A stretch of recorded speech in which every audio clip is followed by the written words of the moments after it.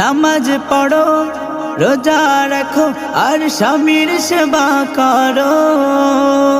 কবর শান্তি হবে, আবার জান্নাত পাবে গো, যদি পর্দায় থাকো গো।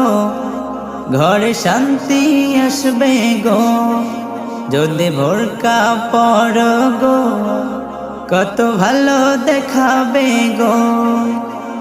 নামাজ পড়ো, রোজা রাখো, আর স্বামীর সেবা করো। কবর শান্তি হবে, আবার জান্নাত পাবে গো, যদি পর্দায় থাকো গো। ঘরে শান্তি আসবে গো। তুমি তেমনি ভাবে চলো নারী, যেমনি মা ফাতেমায় চলেছে জীবন ভরি। তুমি